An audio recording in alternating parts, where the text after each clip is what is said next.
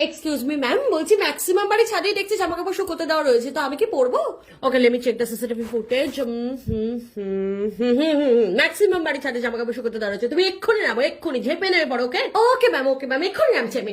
Ma'am বলছি সূর্যদাকে যদি একটু অফ নিতে বলতেন তাহলে মর্নিং শিফটটা আমি করে দিতাম আর কি। নো নো নো নো, সূর্য আর তুমি তো অল্টারনেট করে ডিউটি করবে, 2 মিনিট রোদ 2 মিনিট বৃষ্টি, এইভাবে অল্টারনেট করে ডিউটি করো, যাও।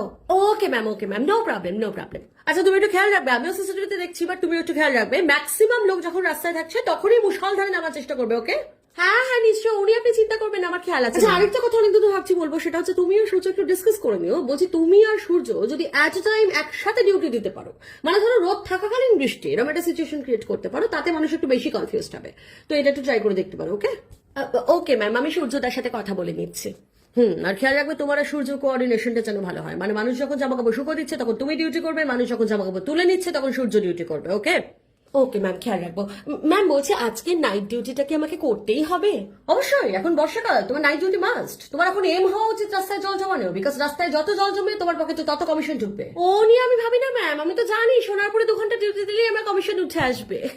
দাঁড়াও, তুমি বোধহয় ঠিক করে নোটিসটা পড়োনি। সোনারপুরে জল জমায় কোনো কমিশন নেই, কারণ ওখানে ব্যাঙে পেচ্ছাপ করলেও জল জমে। তোমাকে জল জমাতে হবে সল্ট লেকে, অফিস পাড়ায় জল জমাতে পারলে তোমার কমিশন আছে।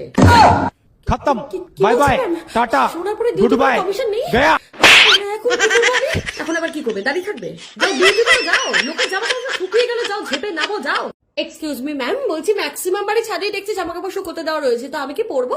ওকে, let me check the CCTV footage. Maximum বাড়ি ছাদে জামা কাপড় শুকোতে দেওয়া রয়েছে, তুমি এক্ষুনি নামো, এক্ষুনি ঝেপে নেমে পড়ো। ওকে ওকে ম্যাম, এক্ষুনি নামছি আমি।